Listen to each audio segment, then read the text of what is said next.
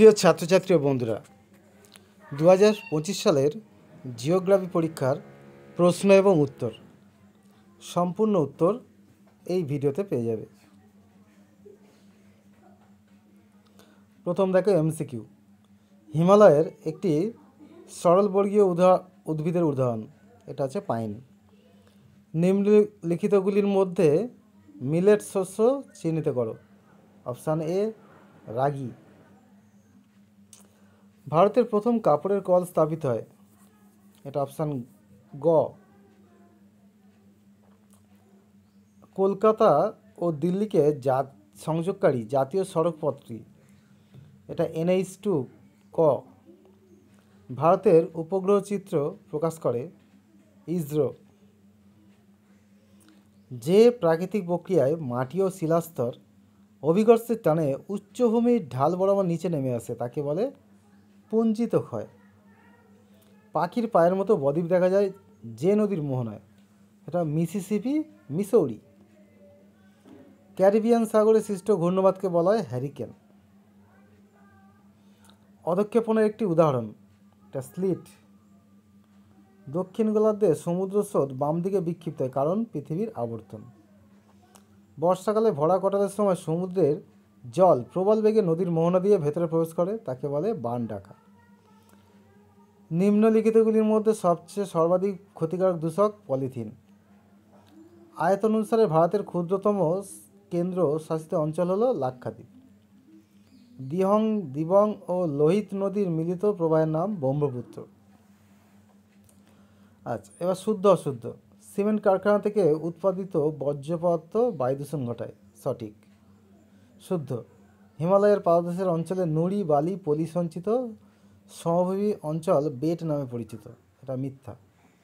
ভূবৈচিত্র্য সূচক মানচিত্র ভূভাগের দূরত্ব মানচিত্রের দূরত্বের অনুপাত স্কেলের দ্বারা নির্ধারিত হয়, এটা সঠিক। মরু অঞ্চলে বায়ু এবং জলের মিলিত কার্যের ফলে সৃষ্ট অস্থায়ী হ্রদগুলিকে প্লায়া বলে, এটা সত্য, সু। উল্কাপিণ্ড স্ট্র্যাটোস্ফিয়ারে পুড়ে ছাই হয়ে যায়, এটা হচ্ছে মিথ্যা। ভূপৃষ্ঠ সংলগ্ন বায়ুস্তর প্রধানত উত্তপ্ত হয় বিকিরণের পদ্ধতির মাধ্যমে, সঠিক। শুক্ল ও কৃষ্ণপক্ষের অষ্টমী তিথিতে সমুদ্রে ভরা কটাল দেখা যায়, সত্য। শুদ্ধ। উপযুক্ত শব্দ বসিয়ে শূন্যস্থান পূরণ করো। পারমাণবিক শক্তি উৎপাদন কেন্দ্র থেকে নির্গত বর্জ্যকে তেজস্ক্রিয় বর্জ্য বলে। গ্রীষ্মকালে উত্তর পশ্চিম ভারতের ধূলিঝড় আধি নামে পরিচিত। উপগ্রহ চিত্রের ক্ষুদ্রতম এককের নাম পিক্সেল। বায়ুর চাপ ব্যারোমিটার যন্ত্রের সাহায্যে মাপা হয়। চন্দ্র থেকে পৃথিবীর দূরত্ব যখন 3.56 লক্ষ কিমি, তখন তাকে পরেজি বলে, পরেজি অবস্থান। যে প্রাকৃতিক প্রক্রিয়ার মাধ্যমে ভূপৃষ্ঠের উপরিভাগের ভূমিরূপের পরিবর্তন ঘটে তাকে বহির্জাত প্রক্রিয়া বলে। নদী দ্বারা ভাসমান পদ্ধতির সাহায্যে অদ্রবীত সূক্ষ্ম বালু, পলি, কাদা পরিবাহিত হয়। এবার দুই একটা শব্দে। ওড়িশার কটক শহরে কোন ফসলের কেন্দ্রীয় গবেষণাগার অবস্থিত? ধান। 2011 সালের আদমশুমারি অনুসারে ভারতের মহানগরের ন্যূনতম জনসংখ্যা 10 লক্ষ। ভূবৈচিত্র্য মানচিত্রে প্রদত্ত RF যখন 1:50,000, তখন এর মেট্রিক স্কেল হলো 1 সেমিতে 500 মিটার। পর্বতের পাদদেশে নদীর কার্যের ফলে যে শঙ্কু আকৃতির ভূমিরূপ সৃষ্টি হয় তাকে পলল বলা হয়। যে কাল্পনিক রেখা দ্বারা সমান বৃষ্টিপাতযুক্ত অঞ্চলগুলিকে যুক্ত করা হয় তাকে বলে সমবর্ষণ রেখা। শীতকালে উত্তর পশ্চিম ইউরোপের বন্দরগুলিতে কোন উষ্ণ স্রোতের প্রভাবে বরফমুক্ত থাকে? এটা উপসাগরীয় বা আটলান্টিক। কাশ্মীরে প্রবাহিত বিতস্তা ঝিলম নদী কোন নদীর উপনদী? এটা সিন্ধু।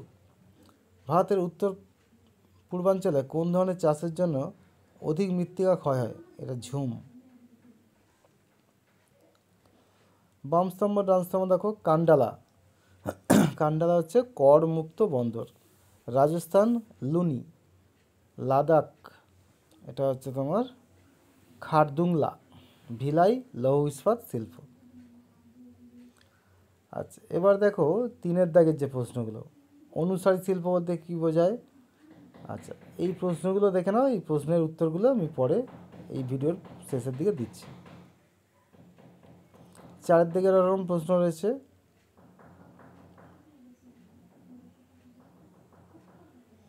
5 দিকে দেখো, 5 নম্বরের প্রশ্ন।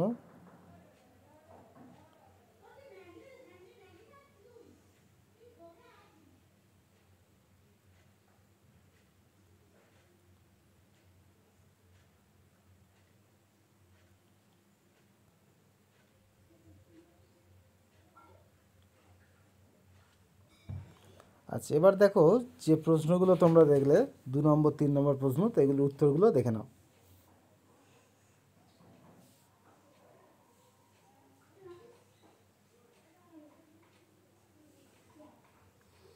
অথবার উত্তর রয়েছে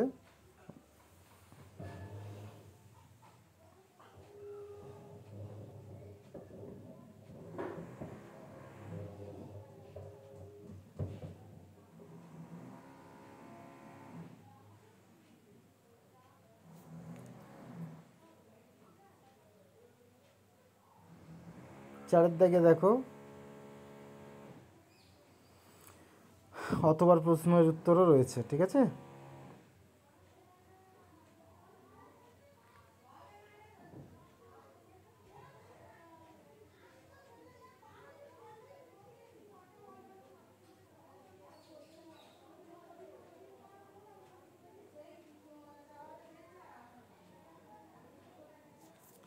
বর্জ্য ব্যবস্থাপনার বিভিন্ন পদ্ধতি 4.3। তার অথবা দেখো ভাগীরথী হুগলি নদীর উপর বর্জ্যের প্রভাব।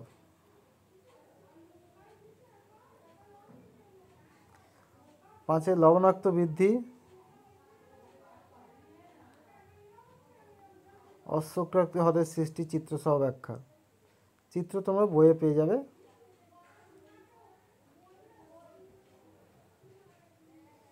আয়নবায়ু পশ্চিমা বায়ুর পার্থক্য পরে রয়েছে। জোয়ার ভাটা সৃষ্টির কারণ।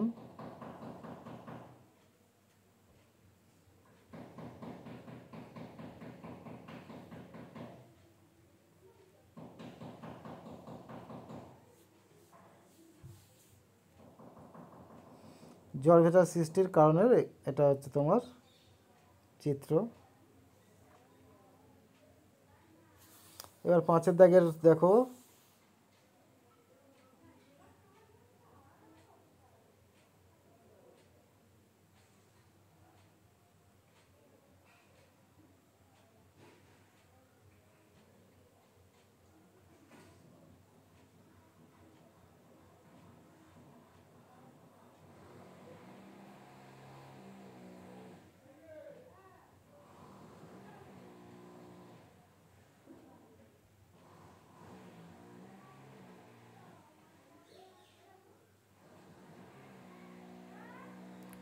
পাঁচের দাগের প্রশ্ন, 5 নম্বর করে প্রশ্ন, এগুলোর উত্তরগুলো দেখে নাও। চাইলে তোমরা স্ক্রিনশট নিতে পারো।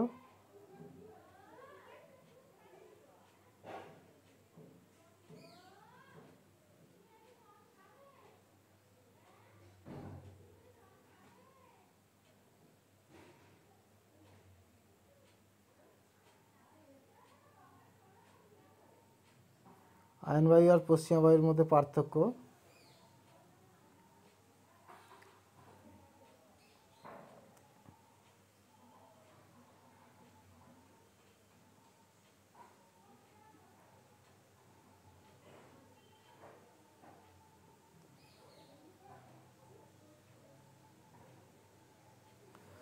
ওকে, তো সম্পূর্ণ উত্তর পেয়ে গেলে। আর কিছু তোমার চিত্রগুলো তোমরা বই থেকে দেখে নিতে পারবে। আমি চিত্র আর দিলাম না, তোমরা চিত্রগুলো বই থেকে দেখে নিও। ওকে।